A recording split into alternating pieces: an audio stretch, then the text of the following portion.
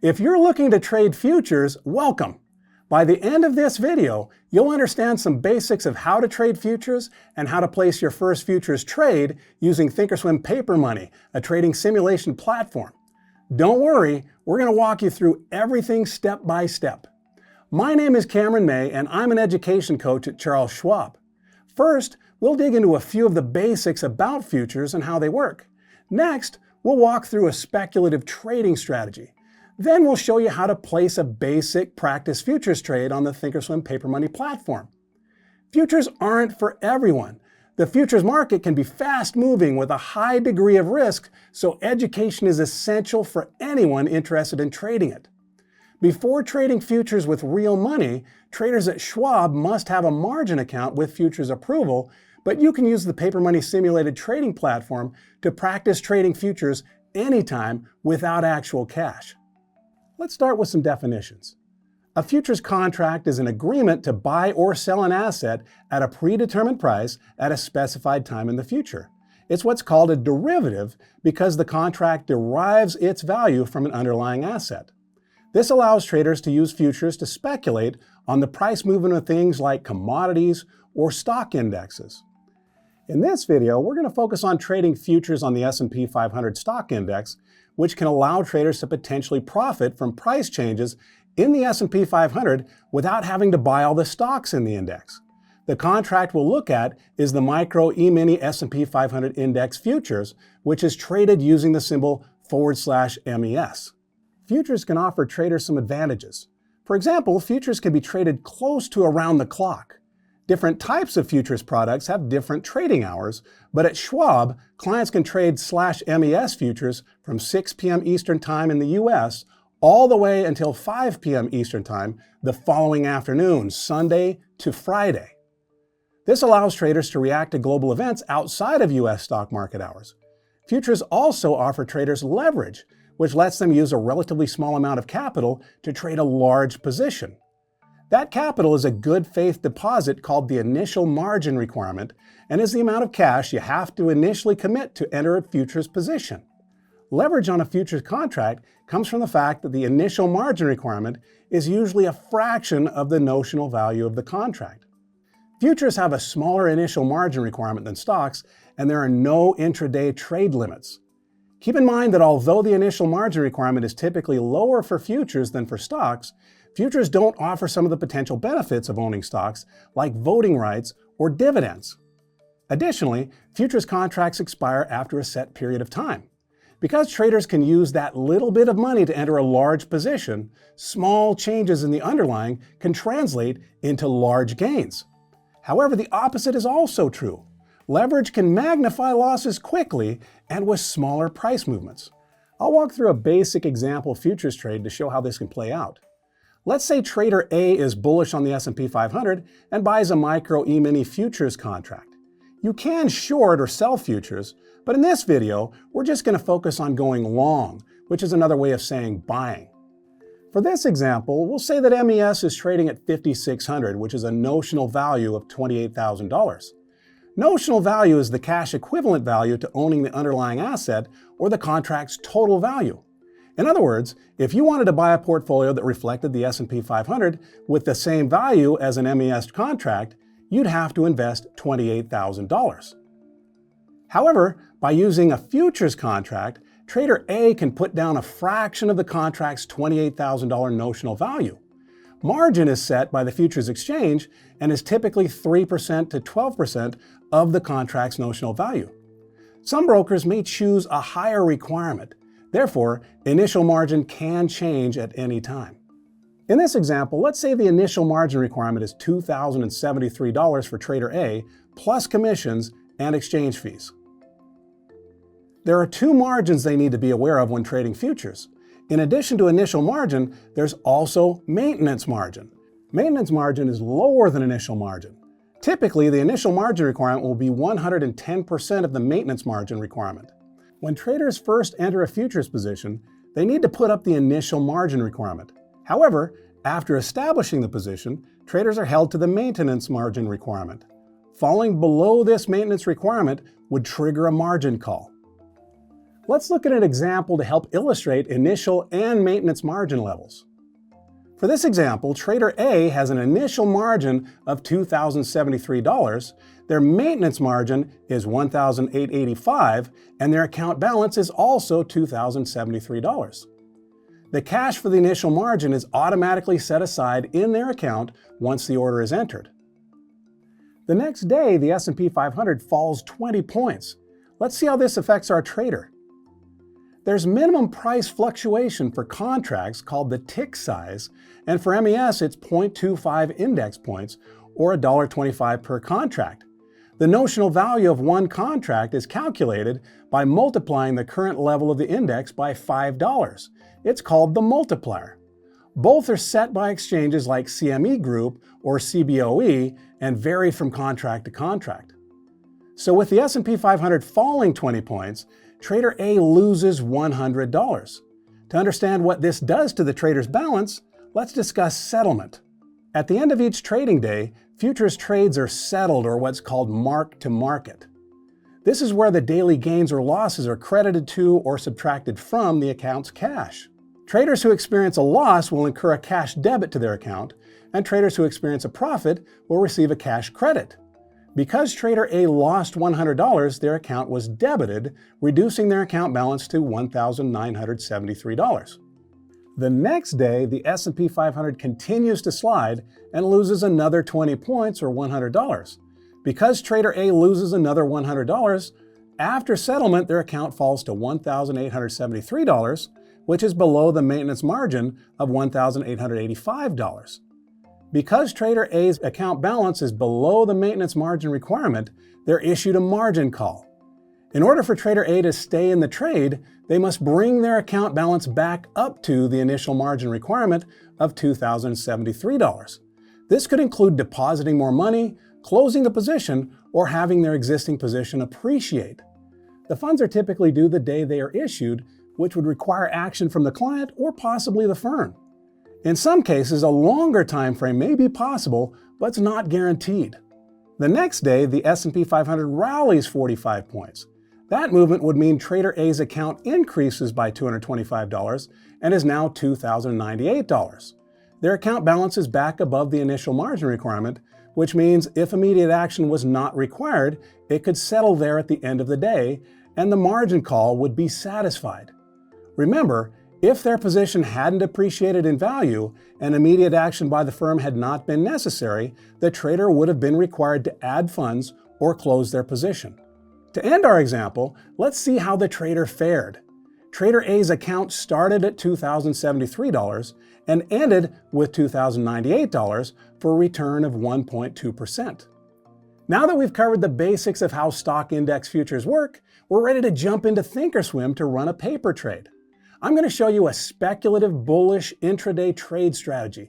This means the goal is to buy a contract to enter, have it increase in value as the index rises, and then sell to exit for a profit in a matter of minutes to hours. All right, so we're in thinkorswim now. On the left here, you've got your account information and some customizable gadgets like up-to-date market news and a watch list. On the right is the main platform window with different tabs for trading, charts, analysis, and more. To make a little more room for our trade, we're going to close the sidebar by selecting the arrow. Like any other trade, a futures trade is a series of decisions about what to trade, how much to trade, when to enter, and when to exit. We'll walk through each decision starting with what to trade. For this example, we're going to stick with the Micro E-mini of the S&P 500. There are other types of S&P 500 futures, but the /MES contracts are typically very liquid and have the smallest capital requirements, so they may be of interest for beginners and people with smaller accounts. I'll start by going to the Trade tab and entering /MES in the upper left box. In thinkorswim, the / identifies this as a futures contract and helps avoid confusion with similar stock symbols. The MES is the root symbol, which identifies that it's the micro contract associated with the S&P 500. Depending on the time of month you're performing a trade, you may see one or more contracts. The letter right after the root identifies what month the contract is, and the year follows that. You won't necessarily recognize the month immediately because they're based on a specific coding system for futures, which you'll get used to. Today I'm going to make sure I'm trading on an active contract. Sometimes the previous contract still shows. If you enter the root symbol of /MES, it'll default to the active contract. Current contracts have more volume, which, although not guaranteed, could give you a better chance of getting in and out of the trade at the price you want. When we've got that, we can select Active Trader. This is a customizable layout with tools specifically for trading fast-moving products like futures. Just a heads up that when we did that, it defaulted to /ES, so we'll have to change it back to /MES. We won't need the bottom two boxes today, so let's remove them to give us some space. You can do that by selecting the waffle symbol and choosing one cell. Now on the left we have a chart, and on the right we have what's known as the Active Trader Ladder. It's showing us real-time data on transactions. For example, these stairs on the left are showing the volume at different price levels. The numbers under bid size and ask size are showing orders placed on either side of their corresponding price. At the top, there's quick access to buy or sell. Now that we've decided what to trade and set up our platform, we'll set up our chart a little bit. This will help us make decisions about when to enter and exit the trade later. By default, we're on the 5-day, 5-minute intraday chart, though you could change the time frame if you wanted something different by selecting where it says 5M and choosing another. For the purposes of our trade, it's important to expand the chart to show the after-hours movements, which will help inform our entry and exit points of our trade. Here's how to do that. Select Chart Settings, then go over to the Futures tab, and then check Highlight Extended Hours Trading Session. I'll also uncheck Show Volume Subgraph just to make things seem a little less cluttered. To lock in those changes, select Apply and then OK. Now we can see in the shaded area here what /MES did in the pre-market. We'll also want to put on a 10-period moving average. This is a tool we'll use to help determine entries and exits, which I'll explain more about later. To add that to our chart, I'll select Studies, Edit Studies, type in Simple Moving Average, then choose Simple Moving AVG and click Add Selected. By default, the moving average shows 9 bars, which on our chart refers to 9 5-minute bars, since each candle represents 5 minutes. For this trade, we're going to set it to 10 bars or 10 5-minute bars. To do that, I'll type in 10 and apply those changes. There it is on our chart. Let's dive into the information the pre-market is giving us to look at highs and lows from the overnight period. Specifically, we're looking for support and resistance lines. You can think of support and resistance like rough floors or ceilings the prices tended to bounce off. They're a common tool for identifying entry and exit signals for trades across all kinds of assets. A line is often considered support or resistance when there are 3 to 5 touch points. In order to find the previous day and pre-market highs and lows, I'll zoom out on the chart using the magnifying glass. The gray area here shows all of the overnight trading. I'm going to select the drawing tool to draw support and resistance lines. Now, looking at the chart, it appears as though we have some resistance in this neighborhood around 5,616.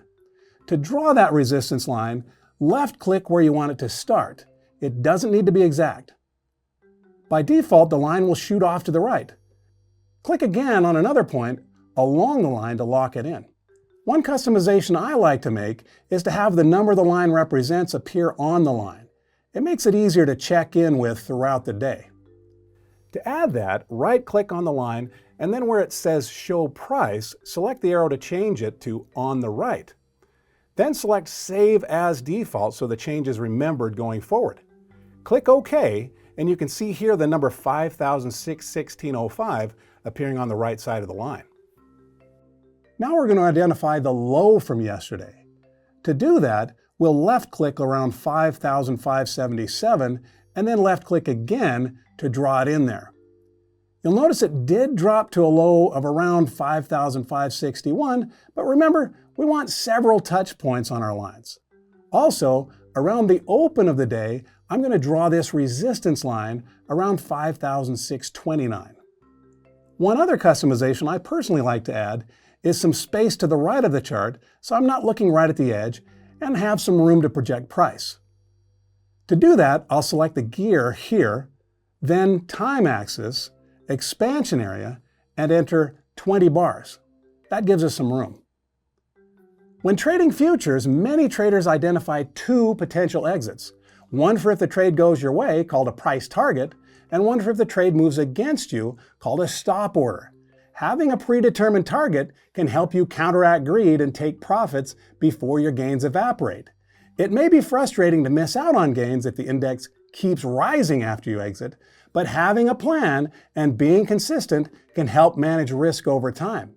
And on the other hand, having a predetermined stop level is designed to help you set an order that attempts to close out of your position if losses begin to pile up.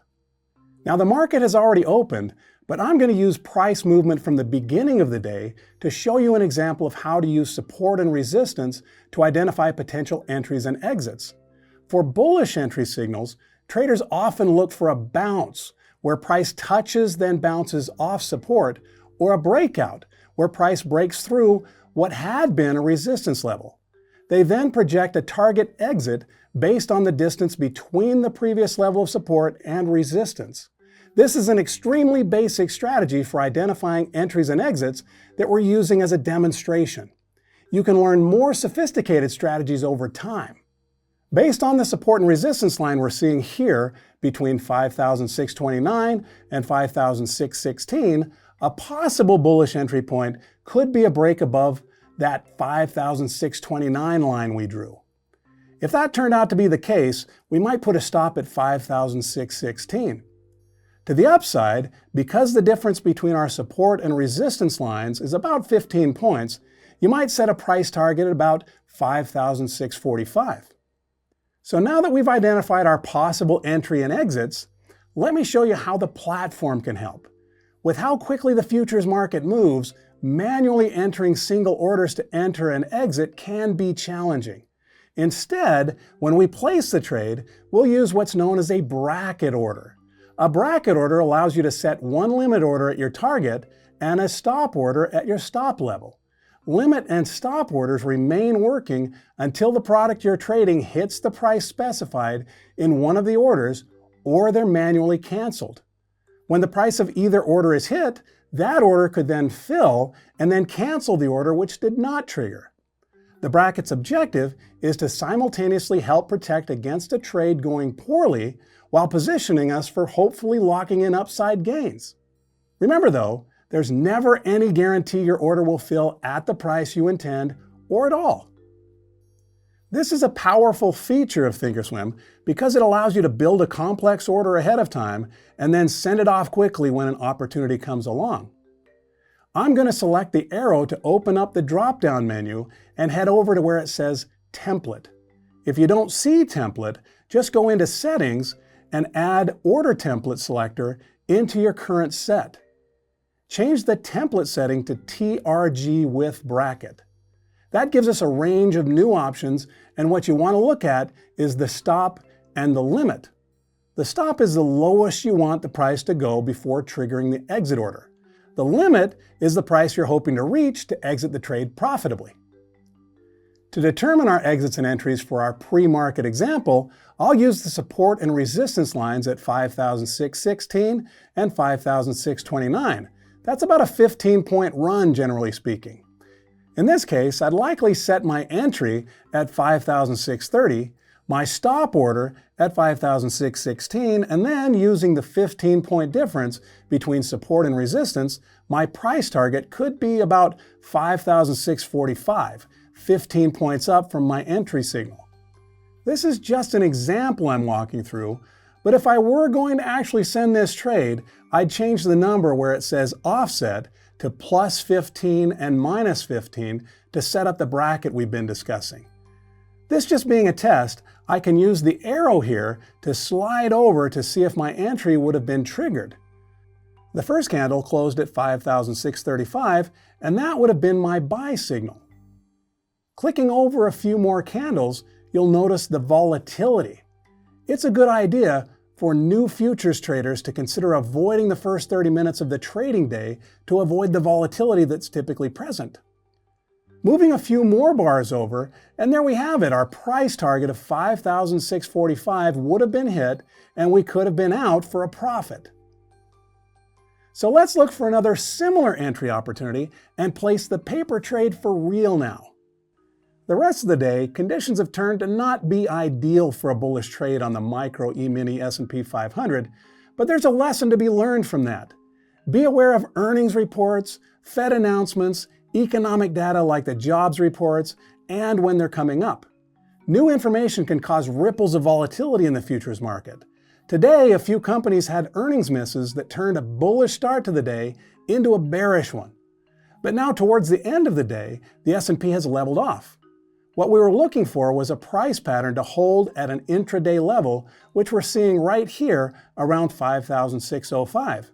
Zooming in, you can see our support and resistance here now at 5,605 and at 5,616. This time, we have options for our entry. One is another breakthrough of resistance at 5,616 or a bounce off support at 5,605. Either way, we can build our order before entering the trade. You can do that by selecting the caret, changing the template to TRG with bracket, and then the difference between 5,616 and 5,605 is about 10, so we'll set our offset order to plus 10 and minus 10, which would set our price target 10 points up from wherever we get in, and our stop order down 10 points from wherever we get in. Note the number of contracts we'll set to 1, but you might choose more depending on your account size and appetite for risk. Now we need to wait and see what it does. It's a few minutes later and you can see that our moving average has leveled off and is turning upwards. I'm going to enter an order just above support, which is around 5,605. That's a little below where price is at the moment, but I'm hoping it will dip back down to around support, trigger my order, and then bounce back up to my target. I'll click buy at 5,606.50 and then review the order confirmation dialog box. You can see the parts of my bracket order, the initial limit that would open the position, and then another limit that's my target 10 points above, and the stop 10 points below. Note the commissions I'll pay on whichever orders fill, as well as the buying power effect, which is the initial margin requirement for entering the trade. If everything looks good, hit send. Now that I've placed the bracket order, it appears on the chart. You can actually adjust the individual orders by dragging them up or down if you want. So now we're waiting for the price to fall back to support and hit our initial limit order that will open a long position. Okay, it just filled, so now we're in. It's time to watch closely and wait. It's just a few minutes later, and look, the candle ticked up to the limit order set at our target right below resistance, and we're out with a winning trade. Futures move fast. You can see how the trade fared. We gained about 10 points or about $50 by looking at the profit and loss in the active trader ladder. There are a few takeaways to consider with this trade. One is that it's important to identify entry and exit signals before getting into a trade. For us, the entry was a bounce off the support line we drew, with an exit based on previous support and resistance. That's a very basic strategy, but as you learn more, you can find other tools for identifying entries and exits. Starting with the end in mind is key for consistency and managing risk. Also, the bracket order is potentially a helping hand. While trends tend to continue, the old saying goes that stocks and other securities take the stairs up and the elevator down. Orders are never guaranteed to fill at your intended price or even at all, but having a bracket order can help you more consistently stick to your planned exits and entries. The range you select for your limit and stop orders is important too. If you pick too tight of a range, it can mean you trigger your stop order before you want to, incurring a loss on a trade that might eventually turn positive. That mostly has to do with risk appetite. And conversely, if you pick a limit order that is too high, you might never hit it. It is essential to remember that these orders may not fill as intended based on various exchange rules around price protection. All right, those are the basics you need to place a practice futures trade on thinkorswim. The next step is to download the thinkorswim papermoney platform to start practicing. When you start paper trading on thinkorswim yourself, it would be helpful to practice with more than just the S&P Micro futures. The papermoney trading environment and every futures trade is different depending on the tendencies of the underlying product and numerous other factors, so the more time you put in practicing, the better off you might be if you decide to start risking real money. Also, be sure to visit Insights and Education on Schwab.com under the Learn tab for more education about futures, including our Fundamentals of Futures Trading course. Also, check out the Trader Talks Schwab Coaching webcast channel on YouTube for more instruction on futures from coaches like me.